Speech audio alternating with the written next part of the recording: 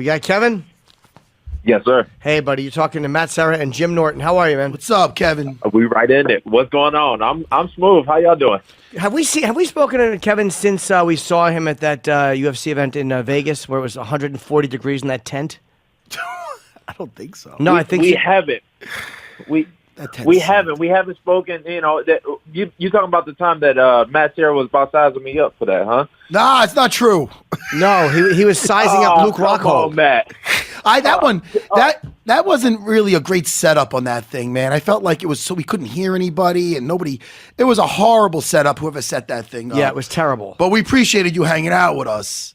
So really quick, hey Kevin, really, no, seriously, we're not on air yet. What's the game plan, man? I'm not gonna. Hey, I was gonna ask you that. Yeah, exactly.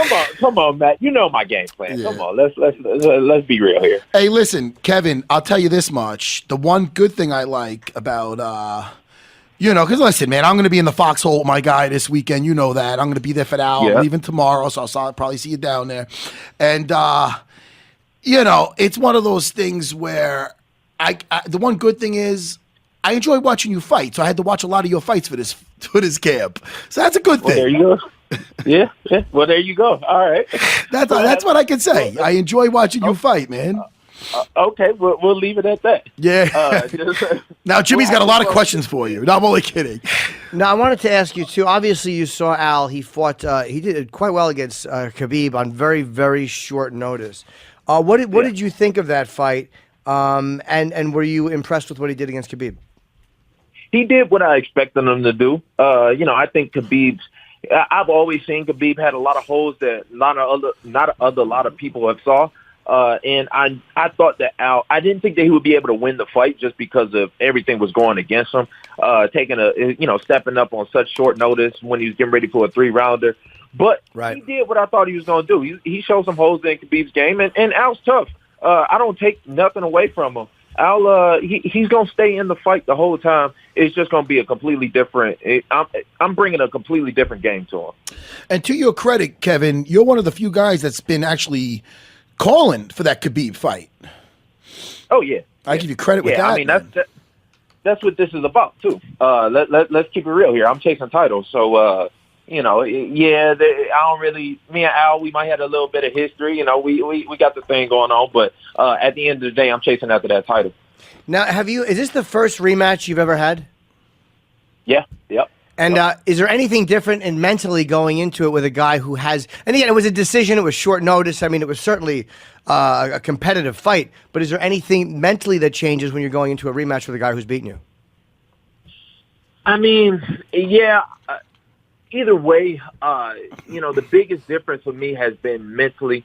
Once my mental side catches up with the physical, I'm gonna be unstoppable. And this is gonna be one of the fights that's gonna show that. Just because he does have that little win over me. He does, and Al's tough too. And even if we didn't have that history, I think Al would have been the smartest step up. Mostly because y'all been watching me too. I know, Matt. Y'all been looking at me for a minute. Y'all knew this fight was on the horizon. Y'all prepared him probably right. I seen some of the y'all don't sound too confident in what you're talking about. I don't really know how you think you're gonna catch me, but I feel like he's gonna show up on his A game and it's gonna bring the best out of me. Wait, who doesn't sound confident talking about it? Yeah, I mean y'all don't sound too confident when I don't know. I don't see no way that you think he gonna beat me. I think in your heart of hearts, y'all kind of know that. But we'll leave that. I'll leave that for you, and and you can go back and forth with Al on that. Now just because we're on this subject, because Jimmy just brought up that it was short notice the first fight, but was it short notice? Because I know you and Al were going back and forth with that. And listen, I don't know when shit was signed. Al said that shit was signed on December 10th, and it was in February. Listen, it might be the past, but we're bringing up short notice. Jimmy brought that shit up. Yeah, I am. I mean, it really.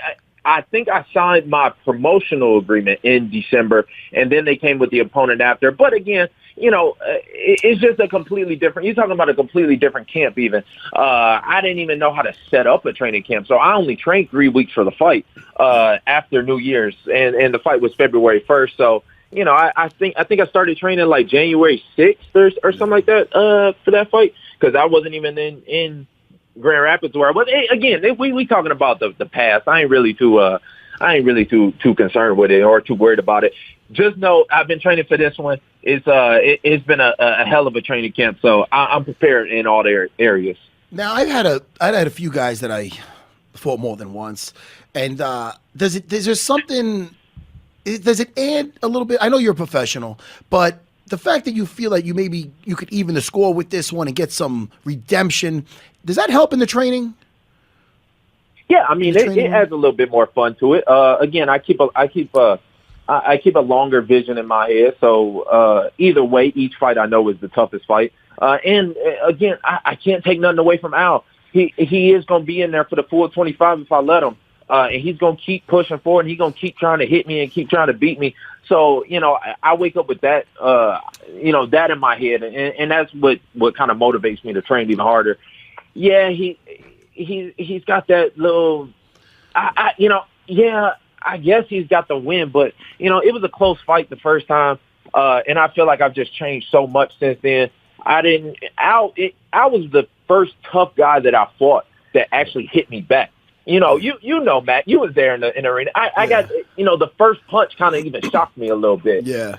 And I think that's his best case this time is to either catch me cold or catch me tired, which neither one of them is going to happen. I made sure of that in training camp, and, I'm going to whoop his ass for 25 minutes. And, Kevin, you said something interesting before. You said when the mental catches up with the physical, I'm going to be unstoppable. What do you mean by that, when the mental catches up with the physical? Because you seem mentally in a great place. I think it's just one of the things that Paulus was telling me a lot about, my late coach. And, he just, to be a real champion, you have to focus for the entire time. And I think, I'm mostly pointing to the fight with Tony Ferguson. When I look back at that fight, that I got sucked out of the fight for a minute. I just wasn't focused enough, if I'm being completely honest. And those are things that I'm fixing and working on. And especially against somebody like Al, who I know is going to be in the fight the whole time, I'm going to make sure I'm in there and I'm staying focused and I stick to my game plan to do what I got to do. We've come up with a really solid strategy for this one. So I stick to the strategy. I do what I do, and it's going to be an easy night. Yeah. Now, when you look at Al, what holes do you see? All right, listen, I'm fucking around. You're going to have to ask these questions. I'll ask a question. Because it's almost like I have an ulterior motive. No, you know me. I'm going to keep it real with you. Yeah. So, not only do I think I smoke him on the ground, I think his jiu-jitsu is very basic. I think he's got some, he's got some decent wrestling. He's got some decent defense. But he's even on his feet, he's got a lot of holes. So, you don't know what you're looking at until you're looking at it. And you don't know if you're too close to the fence to see what you're seeing. But we'll see you on Saturday. Now, I wanted to ask you, too, you said you got kind of taken out of the fight against Ferguson. What happened that took you out mentally a little bit? And you said, when did that happen?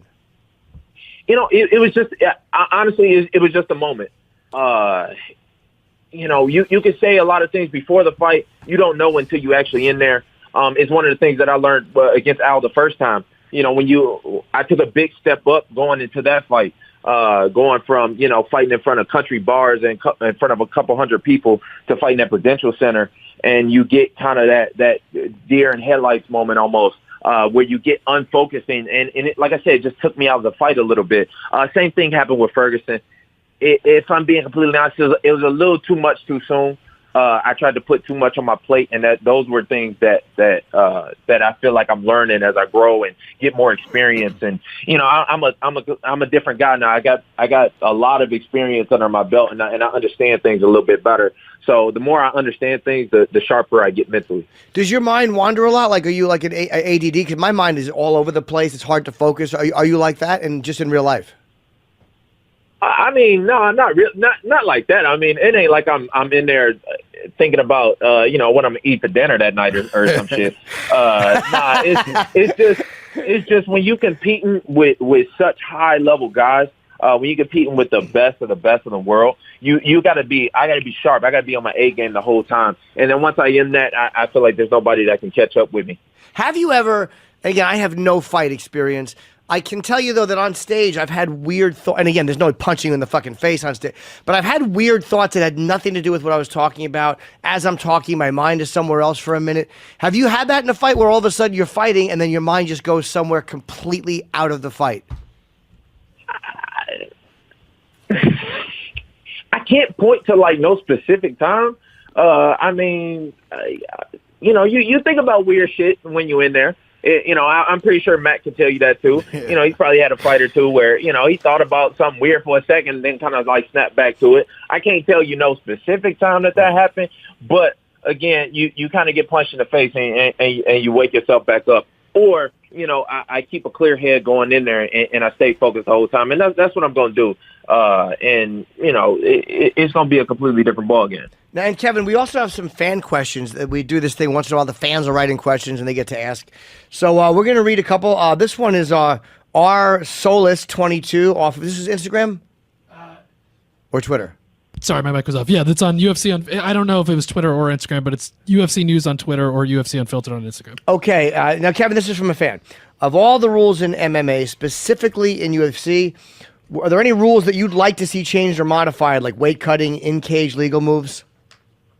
I mean, definitely the weight cutting, weight classes in particular. I think that's the best way to kind of solve it. I feel like I was one of the first guys to start talking about that 165-pound division.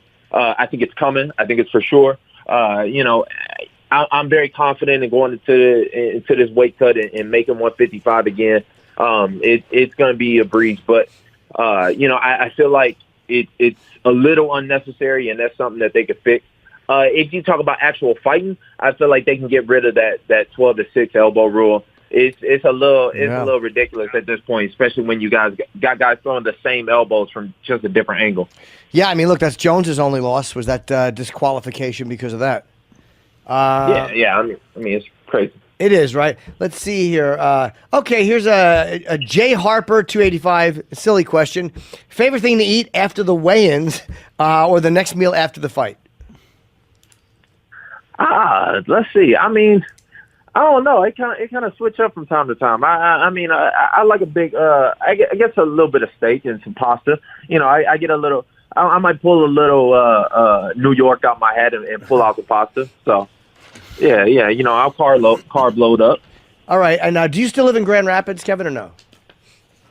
No. I've been in Vegas for the last 4 years now. Okay. I only lived in Grand Rapids for a few years. Oh, okay. But as a young man, was it fun? Would you get together with all your friends and go down to the Gerald Ford Museum? Yeah. All right. So are these questions from this is from Jim Norton. No. This is from Jim Norton because I know nothing about Grand Rapids other than the fact that I went there. I've done gigs and I went to the fucking Gerald Ford Museum and it was lackluster. Well, no, I grew up in Detroit. I lived there until I was 19. Then I moved to Grand Rapids for 2 years while I was in college, and then moved on to Vegas. But for the most part, I was in Detroit. We didn't. I don't know nothing about really the Grand Rapids. Okay. I thought this was Al's fake Twitter account. I know that man got a lot of time on his hands. He do a lot of trolling. No, that was Jim Norton. I saw that you were from. It said Grand Rapids, and I said, "All right, good. This is going to be 30 plus minutes on Gerald Ford." But I'm disappointed. I got a Detroit question. MGK or Eminem? Who? Tell me your thoughts. Oh, come on! Yeah, I gotta go with M. Come on, yes. Come on. I mean, that's not even really. We don't really even. Yes. Right. Yes. We don't even feel like Eminem really represents us like that, but still, Eminem did his thing. You're not a big fan of Machine Gun Kelly, Rap Devil? I'll fuck with Machine Gun Kelly, but not for when he's going after. You got to pay homage. You gotta show some respect to guys that are before you. That kind of set the way for you. I don't see how you. I guess he tried to shoot his shot, but you got to pay homage sometimes. Yeah, he seems like he did a little bit, and then just kind of. And then Killshot came. It's a problem. All right, Kevin. Look, man. Well, good luck. Obviously, we hope you have a good fight. Fighting Iaquinta in the main event in Milwaukee this Saturday. It's the final fight on Fox, UFC Fight Night. Lee versus Iaquinta 2, the rematch. And I know this is going to be a great fight. Wait. Hold on. We get fan questions. We get Jim Norton questions. We get Matt Serra questions. Can I get a question in on the Yes, sideline or something? Of course. Yes. So, how do you guys see me? And let's go into Matt too. What's the game? How do you see Al beating me? Well, listen. Listen. You're a smart little mofo, aren't you? I know you, Kevin Lee, and I know your mind games, and I know you want me to be like, really? This is how, and just lay all that shit out for you. I will say this. Listen, man. I know you're a well-rounded dude. I respect you, and I like you, Kevin. I'm being honest. I think this is all business on my side, but I'm not locked in the cage. I'm on the outside of the cage, but I do know this. That fuck, man. I mean. Al's meant to be in that cage, and I'm looking forward to it, man. He's an absolute beast, great camp, and that's about as far as I'm going to say about his game plan. I just know he's been having some great sparring, great rolling, and that's all I'm saying. He's looking fucking phenomenal. It's going to be a great fight, Kevin Lee. I can't wait, man. Awesome. Great to hear it. Make sure he has his hands up. Oh, listen to me. It. Hey, listen, it's gonna be fantastic. See, I tried it on. I know I'm trying not to get hyped up. But Matt did Kevin tell knows me. Kevin knows how to poke the little fucking the bear. Great answer, Matt. Great answer. Yeah. Great answer. I asked Matt. I said, "Is there a game plan?" And he kept showing me that scene in The Karate Kid where he does the crane and he wins. Hey, listen to me. His hands might go low, but watch out for that fucking crane kick, Kevin Lee. Great answer, we Matt. had him down on Long Beach. We had him on the fucking thing where he was doing that fucking practicing that crane kick like Daniel Caruso. Wait, wouldn't that be effective in martial arts? They can't all be out of the park, Kevin Lee. Thank you, Kevin. Thank you. We're fans, man. We like you a lot. You're right about that. They can't all be winners. I appreciate you, fellas. All right, take care, man. Take care, Kevin. He's a hard guy not to like. Like, how does anybody not like Kevin Lee? I like him, man. He's great. Was he being condescending when he said good answer, or he knows he's not joking. Yeah, he's joking. I know. I like Kevin Lee. Yeah, I do. Great fighter. He's a charismatic guy. Great on the mic. Him and Al are a good matchup in both ways, physically and also neither one of these guys is afraid to fucking talk shit on the mic. He's smart. Like first of all, he could recognize it. Well, you're smart too. Oh, Jimmy. I'm sorry. But Kevin Lee could recognize that he's going to be in there with a real one. Yeah.